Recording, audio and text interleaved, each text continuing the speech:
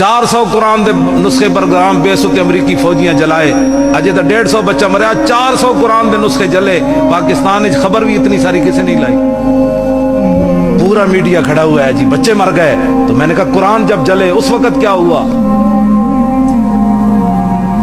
کوئی بات نہیں کرنی حضور کی عزت پر قوم کو بھی ڈرا کے رکھنا ہے حضور کی عزت پر بات کرو پھر سب کی عزتیں بچ جائیں گی ہاں جی پھر عزتیں پھر بچیں گی سب کی باقی کسی کی کوئی عزت نہیں بچنی پہلے ادھر بات کرو انہیں جانا انہیں مانا نہ رکھا غیر سے کام للہ الحمد میں دنیا سے مسلمان گیا ممتاز قادری نو اندر دے کے تو کیڑے اسلام دی خدمت کی تھی آج رو رہے ہو یہ اسلام ہے یہ مولوی دہشت گرد ہے میں آقا خبردار ہے کوئی لفظ کہے مولوی دہشت گرد نہیں دہشت گردوں نے داڑیاں رکھ لی ہاں یہ خیال دو فرق کرو ہم اتنے لاوارث نہیں ہیں کہ ہمیں کوئی دہشت گرد کہہ کے نکل جائے جنہوں نے دہشت گردی کی ان کو پکڑو ان کو پھر تلاش کرو دہشت گردوں نے داڑیاں رکھی تاریخ اسلام میں آج تک کوئی مولوی دہشت گرد پیدا نہیں ہوا جو اٹھتا ہے کوئی داڑھی کے خلاف باتیں کرتا ہے کوئی مولویوں کے خلاف باتیں کرتا ہے پکڑو جنہوں نے کی ہیں لیکن کسی کو حق ہم یہ نہیں دے سکتے کہ اس بہانے وہ کہے جی پاکستان کا نام بدل دو عوامی جمہوریہ رکھ دو تمہارے باپ نے پاکستان بنایا پاکستان جنہوں نے بنایا اس کا نام یہی رہے گا قیامت تک اسلامی جمہوریہ عوامی جمہوریہ یہ نہیں ہو سکتا عوامی جمہوریہ چین ہو سکتا ہے روس ہو سکتا ہے جناب یورپ کے اندر ملک ہو سکتے ہیں یہاں محمد عربی کے غلاموں نے خون دیا یہ قیامت تک اسلامی جمہوریہ ہی رہے گا باتیں کرتے ہیں تو شاید اسلام نے دیتا کہ ساڑھے فقیرہ نے پاکستان بنایا پیر جماعت علی شاہ صاحب نال کھڑے ہوئے قائد اعظم دے محدث کچھوچوی نال کھڑے ہوئے سید نعیم الدین مراد آبادی نال کھڑے ہوئے بڑے بڑے ساڑھے فقیر نال کھڑے ہوئے ایویں تھوڑا پاکستان بن گیا پھر پاکستان عاشقان مصطفیٰ نے بنایا قائد اعظم محمد علی جناح غازی علم الدین کا مقدمہ لڑنے کے لیے 14 جولائی 1929 بمبئی سے چل کر لاہور آئے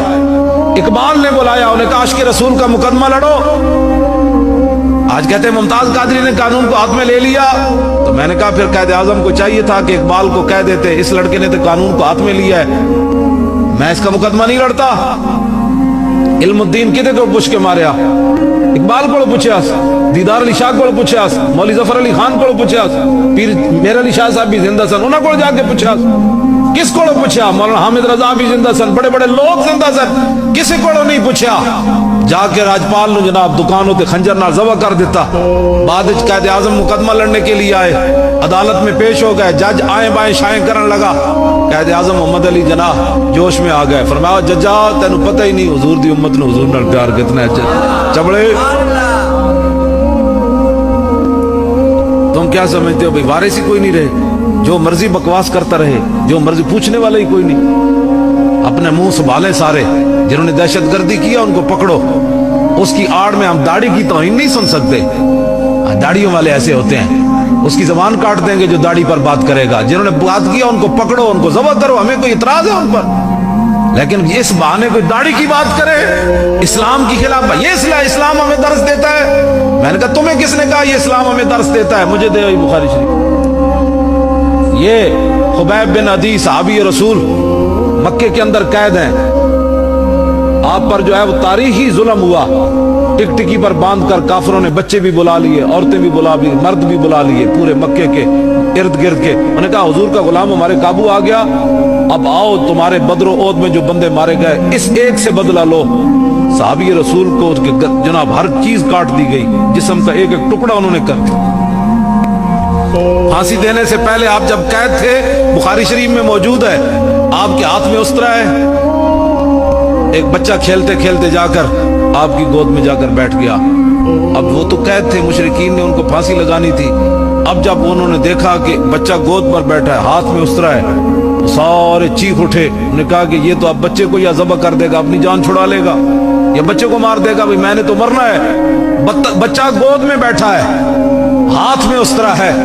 جب لوگوں نے چیخیں مارنی شروع کر دی خبیب بن عدی نے فرمایا تمہیں کیا ہو گیا نے کہا جی ہم تو اپنے بچے سے ڈر رہے ہیں کہ آپ اس کو کہیں قتل نہ کر دیں ہم نے تو آپ کو پھانسی لگانی آپ نے فرمایا پاگل ہو ہمارے آقا و مولا نے ہمیں ایسی تعلیم نہیں دی کیا کر رہے ہو تم میں نے بخاری اس لیے ساتھ رکھی ہے. اور آپ نے تختہ دار کے اوپر ترانہ پڑھا, جو بخاری کے اندر بھی کوئی شعر موجود ہے, سیرت کی کتابیں بھری پڑی ہیں. لقد جمع الاحزاب حولی وَلَبُّوا قبائلهم واستجمعوا كل مجمع وكلهم مبدل العداوة جاهد علي لأني في وساكم بمضيعي وقد جمعوا أبناءهم ونساءهم وقربت من جزء طويل ممنع فلست بمبدل للعدو تخشعا ولا جزعا إني إلى الله مرجعي فقط بدو لحمی وقت یا سمت میں. یا اللہ انہاں تو میرا گوشت بھی کٹ دیتا, زندہ رہن دی امید بھی مک گئی, لیکن فلست بالی حین اقتل مسلما علی ای جنب کان للہ مسرعی. آپ نے تختہ دار اتے ترانہ پڑھیا, فرمایا کافروں میرا جسم کاٹ کر تم کیا محسوس کر رہے ہو کہ ہم نے اس کو برباد کر دیا؟ مجھے اس بات کی کوئی پرواہ نہیں, اس لیے کہ میں دنیا سے حضور کا غلام جا رہا. وذالک فی ذات الالہی وان یشاء یبارک علی صالح شلو ممزئی. تم نے میرا جسم کاٹ دیا, لیکن یاد رکھنا جس رب کے راستے پہ میں جان دے رہا ہوں وہ قادر ہے کہ میرے کٹے ہوئے جسم کو پھر جوڑ دے گا. آپ نے تختہ دار کے اوپر یہ ترانہ پڑھا اور گود میں بیٹھے ہوئے بچے کو ان کے سپرد کر دیا. فرمایا نہیں نہیں, ہمیں تو یہ تعلیم ہی نہیں دے گی. آپ کیا بچے کو میں مار کر اپنی جان بچاؤں گا؟ لے جاؤ اس بچے کو. اسلام پڑھا نہیں ہے تو پھر اسلام پڑھو.